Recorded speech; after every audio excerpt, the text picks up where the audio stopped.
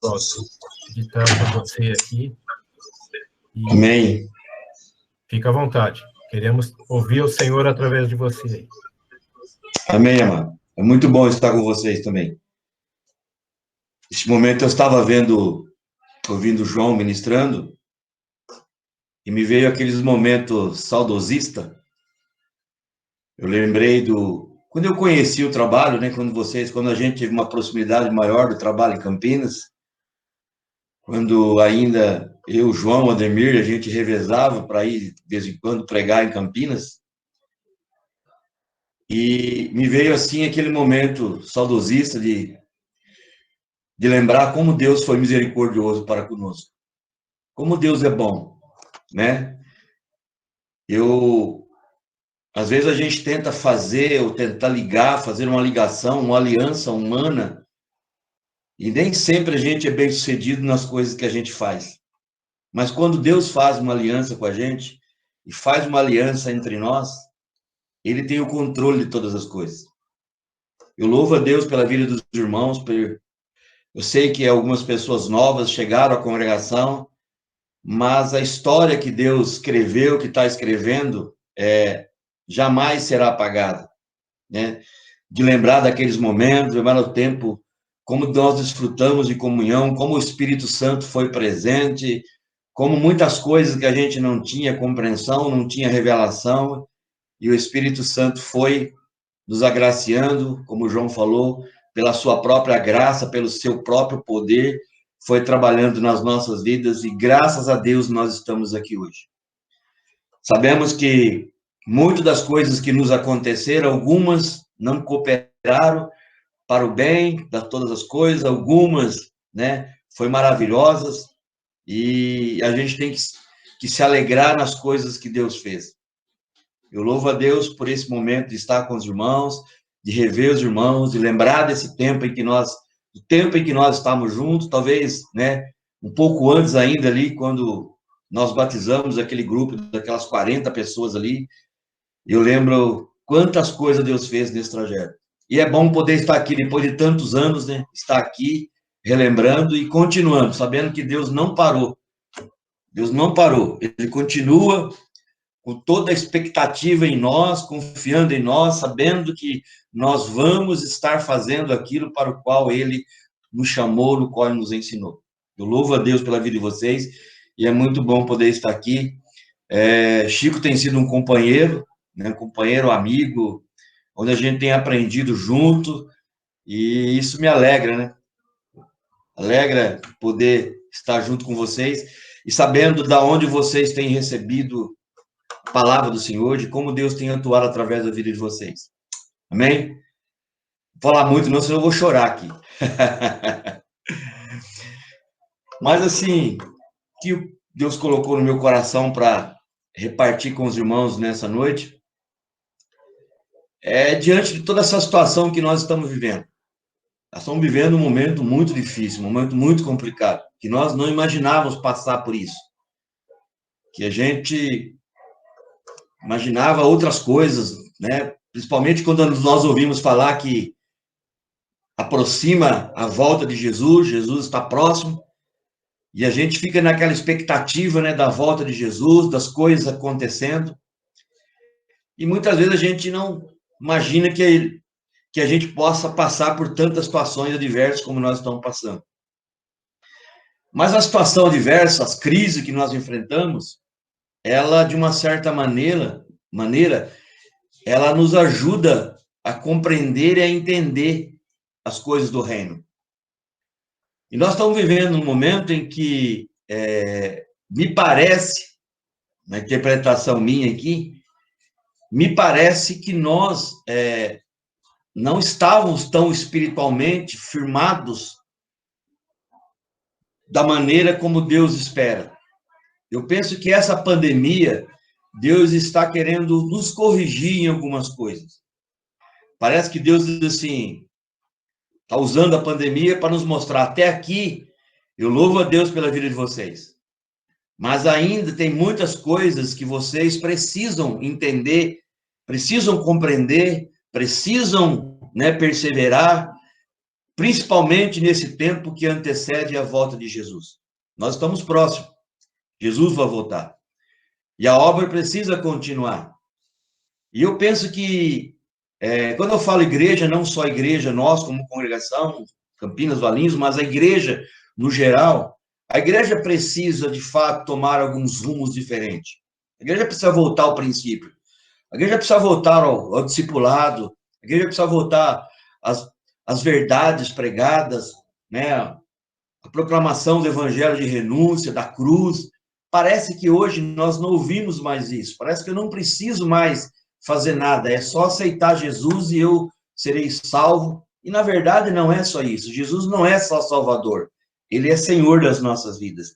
E nós precisamos entender como Ele está governando e como Ele quer governar a igreja nos nossos dias. Isso tem falado muito comigo, né, a respeito disso. De sondar o nosso coração.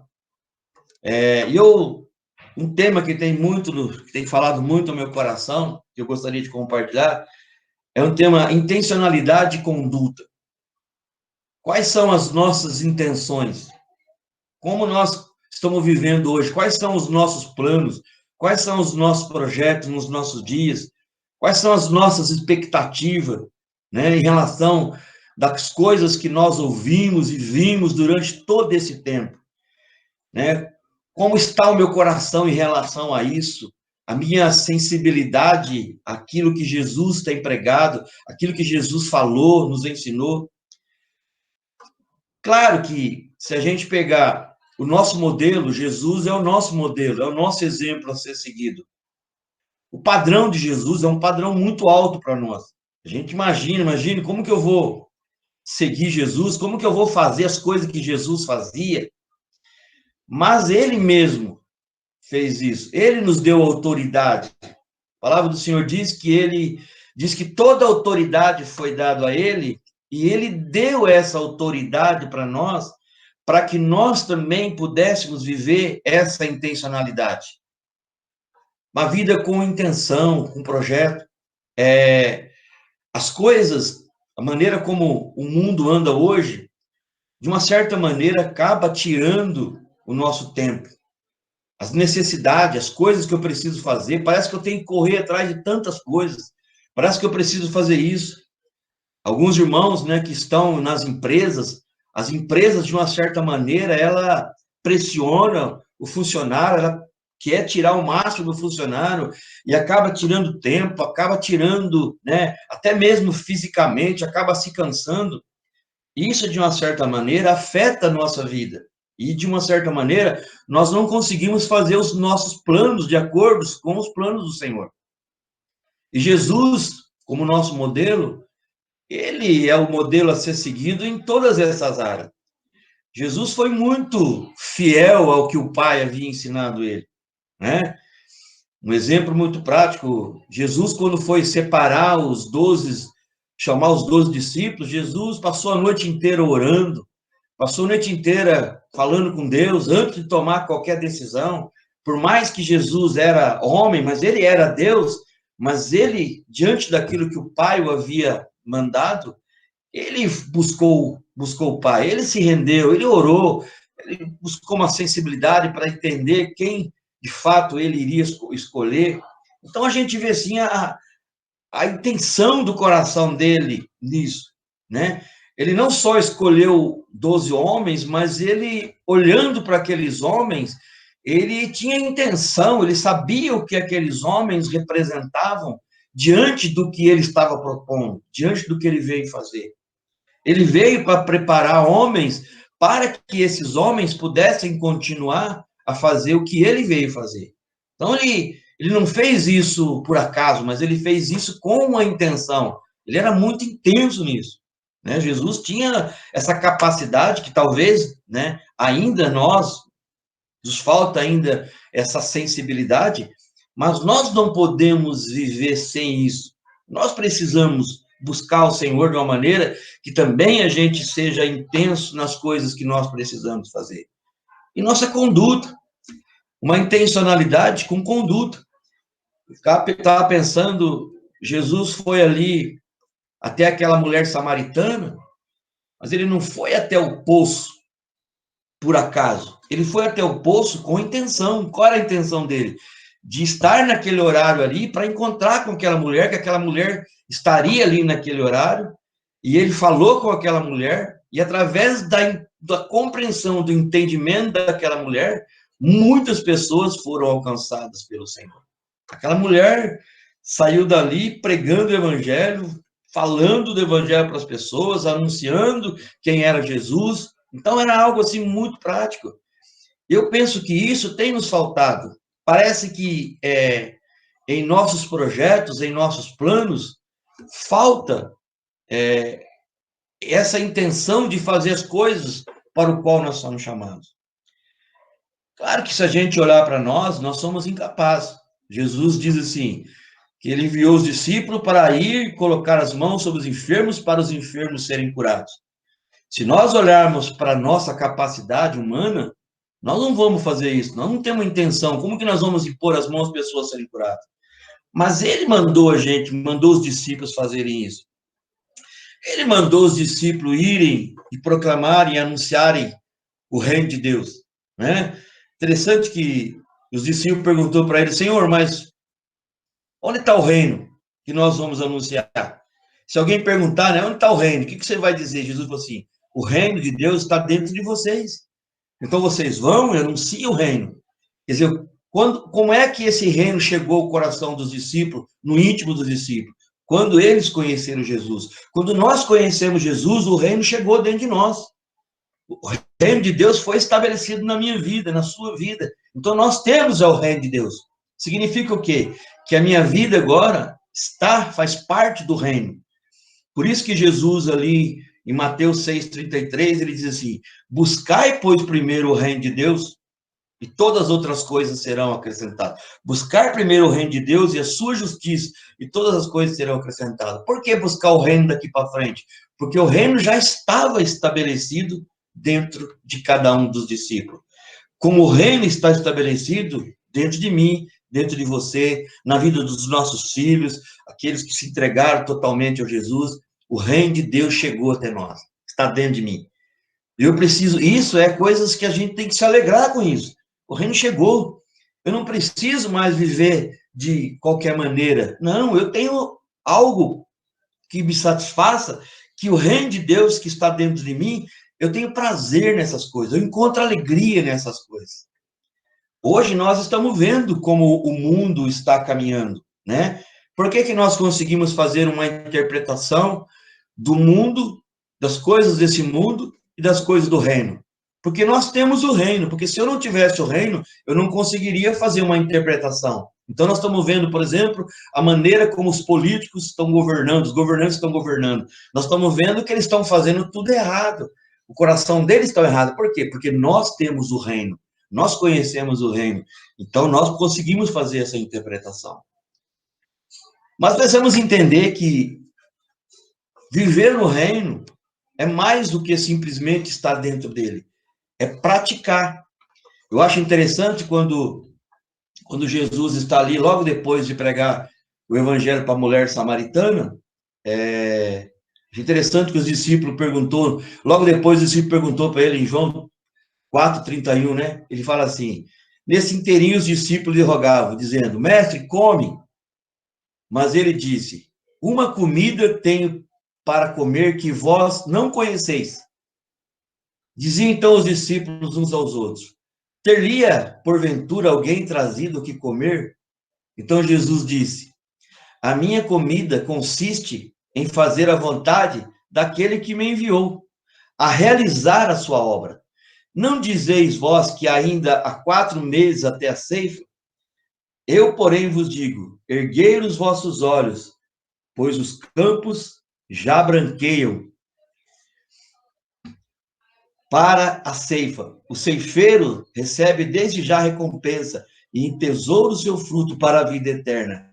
E dessas desarte de alegram de erguer só.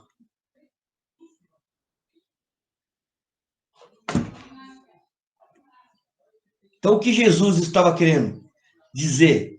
Que nós deveremos nos alegrar com esse, por exemplo, nós estamos vivendo uma situação hoje do mundo em que o reino de Deus precisa ser proclamado. O reino de Deus precisa ser anunciado. Nós estamos vendo, por exemplo, uma população desesperada, uma população com medo, uma população insegura, uma população deprimida, ansiosa. O que essa está mostrando para nós? A falta de uma compreensão do reino. E ele tem nos chamado para que nós possamos anunciar a chegada desse reino, para que essas pessoas conheçam o reino, para que essas pessoas entrem nesse reino, para que as pessoas vivam nesse reino de uma maneira em que ela encontra paz e alegria no seu coração. Então, nós precisamos entender que esse tempo em que nós estamos vivendo, não foi Deus que mandou, que enviou a pandemia, mas Deus está usando toda essa situação da pandemia para nos mostrar, para nós, onde está o nosso coração. O que ocupa o meu coração hoje? O que ocupa o meu tempo? Né? O que ocupa a minha agenda? Porque às vezes a gente está com uma agenda cheia. E aí você começa a olhar para a sua agenda e você vê que a agenda é mais preocupação com você mesmo, com as suas coisas, do que com as coisas do reino. Então eu preciso entender que eu tenho um chamado, eu tenho uma missão. Claro, né? Muitos de nós temos trabalho secular, você tem que trabalhar, você precisa trabalhar, você precisa ser um instrumento de sustento na sua casa, né? O seu salário é bênção na proclamação do evangelho, sustentando os ministérios, tendo isso. Mas eu não posso só viver em função do meu trabalho. Eu preciso ter o entendimento de que eu fui chamado para proclamar deste reino, as coisas desse reino, o valor desse reino. Então é importante a gente compreender isso, né? Porque só assim, primeiro eu preciso ter entendimento. Se eu tenho uma compreensão de que eu não estou vivendo isso, eu preciso falar com Deus. Senhor, eu não estou conseguindo. O trabalho está consumindo meu tempo, né? Eu não estou conseguindo fazer a minha agenda. Eu não estou conseguindo, Senhor, ter tempo com o Senhor. Eu não estou conseguindo ler a Bíblia. Eu não estou conseguindo orar. Eu não estou conseguindo ter tempo com a minha família, com os meus filhos. Eu não estou conseguindo cuidar dos meus filhos. Então, eu preciso chegar diante de Deus e colocar essas situações. Para quê? Para que Ele possa me ajudar, me capacitar, para que eu possa fazer essas coisas. Eu acho interessante quando Jesus fala ali em João 14, quando ele fala assim, eu vou para o Pai, mas eu vou enviar o Espírito Santo, o Consolador. Eu acho interessante que ele diz assim, qual é o papel do Espírito Santo? O Espírito Santo vai fazer vocês lembrarem tudo que eu tenho ensinado e vai trazer revelação de outras coisas que vocês não conhecem. Quer dizer, o Espírito Santo vai nos capacitar, nos ajudar, né? Então, por exemplo, agora eu preciso chegar diante dele e colocar as minhas dificuldades. Senhor, eu estou frustrado com isso. Senhor, eu estou desanimado, né? Por isso que quando Jesus ali no Getsemane, né, não é errado, por exemplo, a gente passar por dificuldade, ou eu não estou com vontade de fazer as coisas do Senhor, eu estou desanimado, não é pecado isso. Pecado é eu continuar fazendo essas coisas. O próprio Jesus ali no Getsemane, ele chega e ele diz o que para o Pai?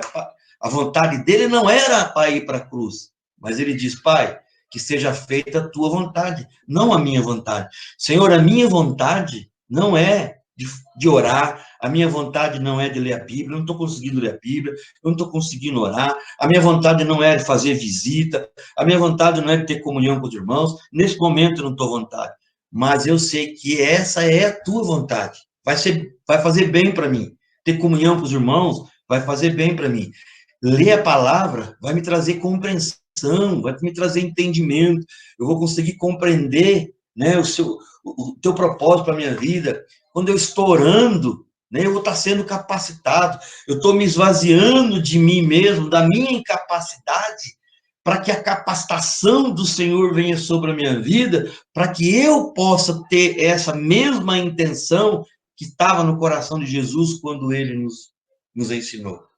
Jesus era muito intenso. Jesus, né? Uma comida eu tenho para comer. Qual é a comida que Jesus tinha para comer? Era ir nas aldeias e pregar o evangelho, ir aos povoados, ir aos necessitados. Ele entra, por exemplo, numa coletoria onde estavam os homens cobradores de impostos, que eram homens mal vistos, e Jesus entra lá, os próprios discípulos que estavam com ele. Quem é Jesus para comer com esses homens? Mas Jesus vai lá, prega o evangelho para essas pessoas, e mais ainda, dentre aqueles homens que estavam ali, Jesus separa Mateus para ser um dos seus discípulos. Que tremendo, amado. Então, Jesus era muito intenso. E eu penso que também nós precisamos ter alguma intenção. Talvez nós não vamos chegar ao nível de Jesus, mas eu preciso ter intenso. Eu preciso ter essa intenção. Peraí, eu preciso pregar o evangelho. Eu preciso fazer discípulo.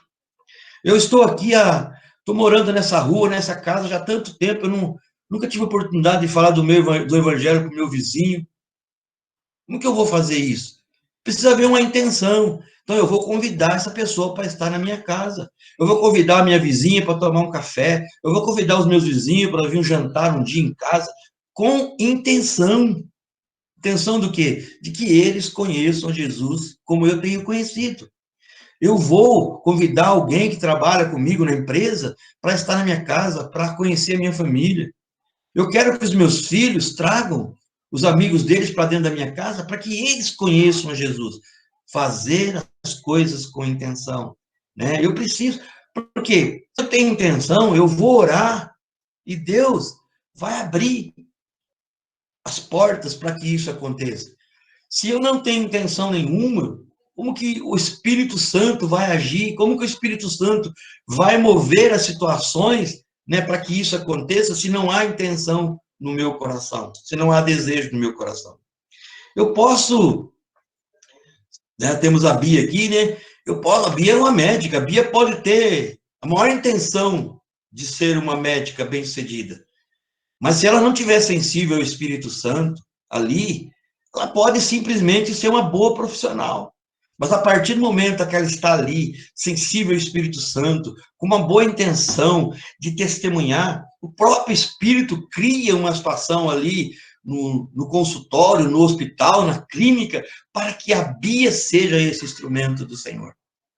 Se eu estou, por exemplo, na empresa, né? Às vezes a gente sabe, por exemplo, que hoje você vai para as empresas, as pessoas, às vezes, até proíbem você de falar do evangelho. Mas se eu sou uma pessoa com uma boa intenção, se eu estou orando, o Espírito Santo cria oportunidades para que ali eu possa falar e testemunhar do evangelho.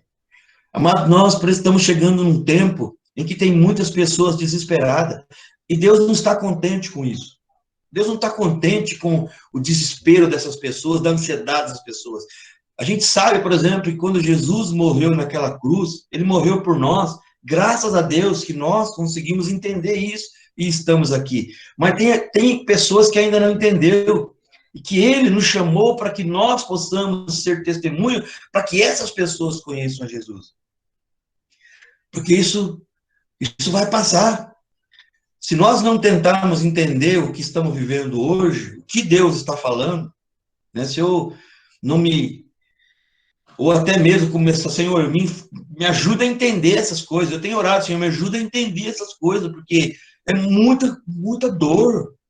Né? A experiência que nós tivemos hoje com a situação da família da Vânia, aqui em Valinhos nós tivemos alguns irmãos que estavam congregando com a gente, né? E agora a gente vê as famílias desesperadas, Senhor, né? Será que Deus perdeu o controle? Não, Deus não perdeu o controle.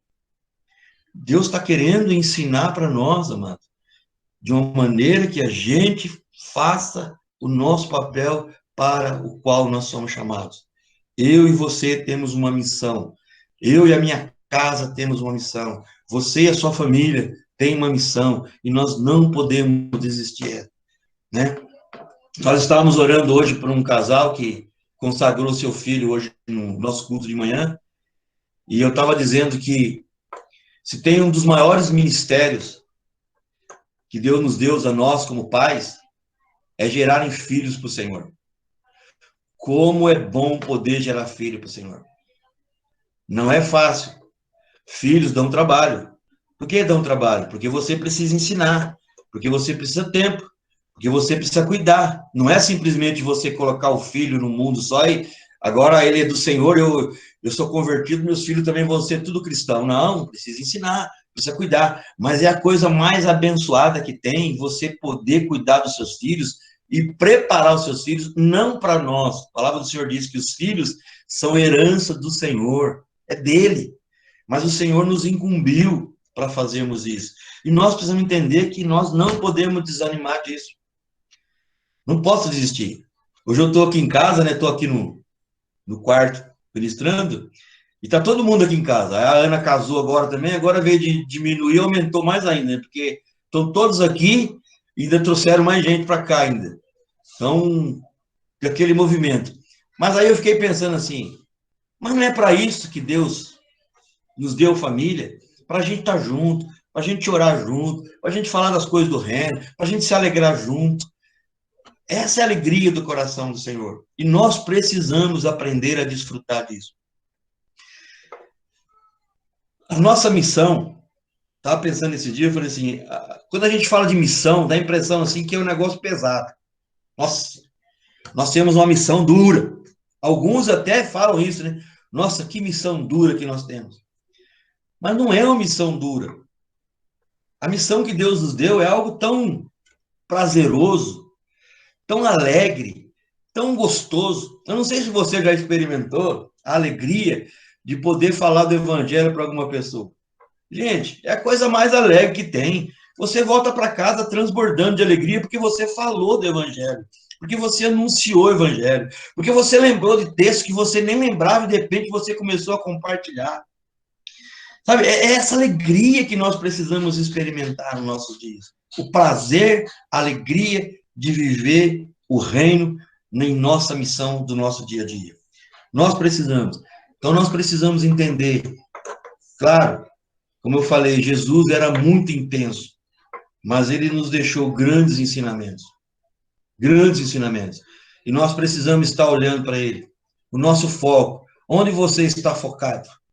Né? Você está focado porque hoje a televisão, a mídia, quer nos tirar o foco do centro de Jesus para levar o foco para a situação que está acontecendo aí. E muitos estão desanimando. Muitos que estão dentro da igreja, muitos que são cristãos, estão desanimando porque das coisas que estão acontecendo lá fora. Porque voltou os olhos, em vez de olhar para Jesus, está olhando para as coisas do mundo. E eu não posso perder o foco. Lembra de Pedro? Pedro estava ali, vendo Jesus andando sobre as águas, e de repente ele pediu para ir até Jesus andando sobre as águas. A palavra diz que ele começou a andar sobre as águas, mas de repente ele afundou. Quando ele olhou para ele e viu que ele era um homem, e que era incapaz de um homem andar sobre as águas, ele afundou. Mas até o ponto que ele estava olhando para Jesus, ele andou sobre as águas. Você pega, por exemplo, Davi. Se Davi tivesse olhado para o tamanho do gigante, ele teria desistido. Mas ele não olhou para o tamanho do gigante. Ele orou pelo afronto que o gigante estava fazendo para Deus. E Davi simplesmente, quem é esse homem? Quem é esse gigante? Quem ele está pensando que ele é para afrontar o meu Deus? A palavra fala assim que ele foi um jovem franzino, magrinho, com uma funda, com 5 pedrinhas tiradas do lago, e derrubou um gigante de 3,5 metros, 3 metros, quase 4 metros de altura. Humanamente é impossível. É só pelo poder de Deus que nós vamos conseguir fazer as coisas. Tem muitas coisas que nós, humanamente, não vamos conseguir. Mas eu vou conseguir, guiado pelo Espírito Santo, pelo poder de Deus, estabelecendo, vivendo o reino de Deus que está dentro de mim, de uma maneira que as pessoas vão olhar para mim e falar assim, essas pessoas, a alegria delas são diferentes. O prazer que essas pessoas têm, que esse povo tem, é diferente das coisas que eu tenho. Amados, nós precisamos disso. Não espere a pandemia passar para você começar a mudar o foco da sua vida. Comece a mudar agora. Eu quero focar mais nas coisas do reino. Eu quero focar mais. Eu não sei se o tempo vai passando, a gente vai ficando mais velho, e parece assim que a gente vai vendo que o tempo para frente é menor do que já foi, que passou, e a impressão que tem é que a gente se torna mais sensível e a gente vai entendendo algumas coisas. Coisas que a gente não entendia, né? Tempo atrás, a gente começa a entender agora.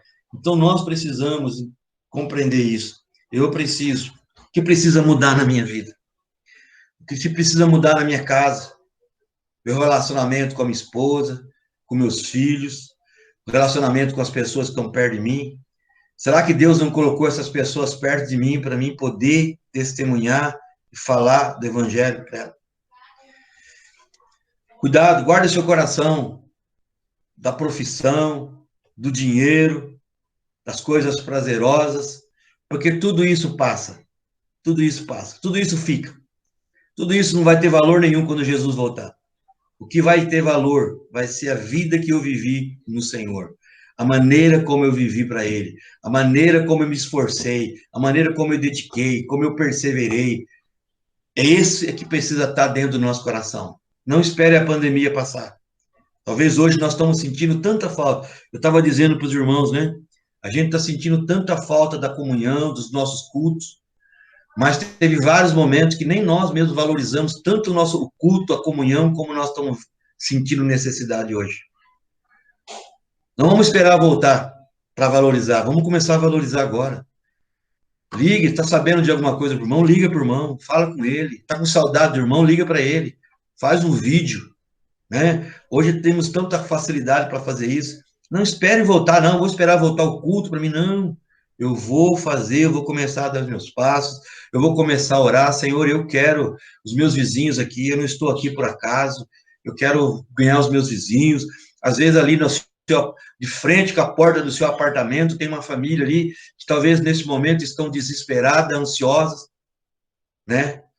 Com medo, insegura, e nós precisamos apresentar Jesus para elas. Nós precisamos levar Jesus para elas.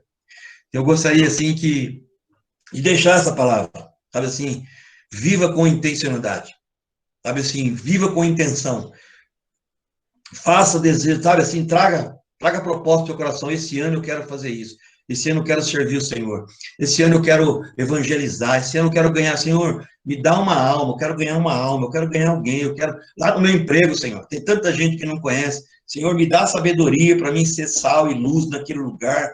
Eu quero ganhar uma vida, 2 vidas, eu acho que isso vai fazer uma diferença na vida das pessoas e vai fazer uma diferença nas nossas vidas também.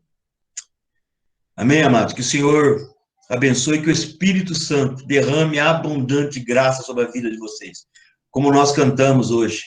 A gente sabe que só estamos aqui pela graça de Deus. É só graça. Não tem nada de bom dentro de nós, não. Não tem nada que você possa dizer, eu sou bom nessa área. Nada, simplesmente Jesus. É Ele que faz a diferença na minha vida, Ele que faz a diferença na sua vida. E que nós precisamos, que essa graça que está sobre nós possamos repartir com outras pessoas. Amém? Eu queria orar. Posso orar, Chico? Amém. Pai, eu quero colocar esse momento diante do Senhor. Quero colocar a vida de cada um dos irmãos que estão aqui, Senhor, participando dessa reunião online. Nós sabemos, ó Deus, que o Senhor não fez nada por acaso. Tudo aquilo que o Senhor deixou por escrito, através da tua palavra, os seus ensinamentos, as suas propostas, os teus projetos, foi para nos instruir nos nossos dias. Pai, eu quero pedir, Senhor, que o Senhor esteja, através do Espírito Santo, Senhor, ó Deus, falando ao nosso coração. Sonda o nosso coração. Sonda. Onde está o nosso foco? Onde estão as nossas intenções? O que nós queremos alcançar, Senhor, nos nossos dias? Quais serão os nossos projetos pós-pandemia? Quando nós tivermos toda a liberdade de podermos fazer, de pregar, de proclamar o Evangelho. Quando nós tivermos a liberdade, Senhor, de poder falar para as pessoas, testemunhando do Evangelho. Pai, eu quero orar, Senhor, que o Espírito Santo possa falar ao nosso coração. Guarda cada casa, cada lar, Senhor.